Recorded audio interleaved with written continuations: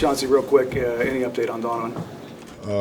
Nah, it's an ankle. It's an ankle, but severity, I'm not sure. So it's not knee. Ankle. Okay. You ever seen Scoot shoot like that, like even in practice? Oh yeah, he's had some hot streaks in practice. I've seen him get on burners like that before. I was really happy to see him get on it tonight and stay on it the entire time, the entire game.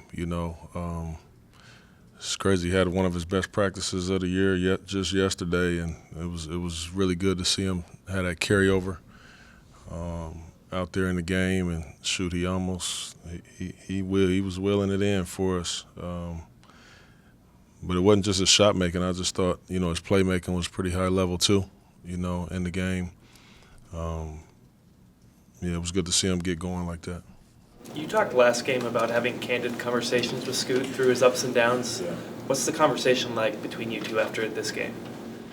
Well, really just proud of him, the work that he's putting in. I sit here in front of y'all all the time and just say, the kid is he's tough as nails. Like, he has rough nights and he just takes them on the chin and keeps on going, keeps on chucking.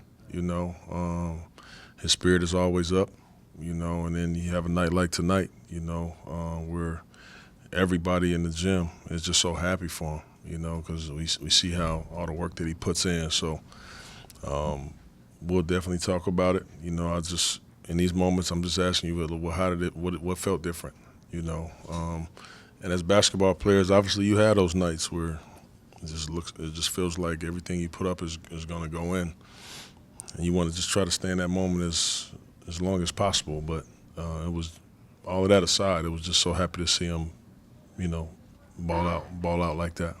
Chauncey, you talk about spirit a lot. It looked like Talk about what? spirit a lot. Yeah. It looked like Scoot and two were really the only guys that had for a long period of tonight's game. What do you kind of attribute that to, and what was kind of going on, particularly in that first half? Yeah, it was unfortunate because all we talked about is, this team they're ninth in the league. They try to hit you in the mouth early. They usually have really, really big first quarters. So we talked about it. We tried to fend against it, and we just didn't come out. We just didn't have pride at all defensively in the game. There were a couple guys here and there that fought extremely hard, but we didn't. Our pride wasn't there on the defensive end of the floor, and it doesn't matter who you playing against. These are the kind of nights that can happen to you. These things that can happen to you.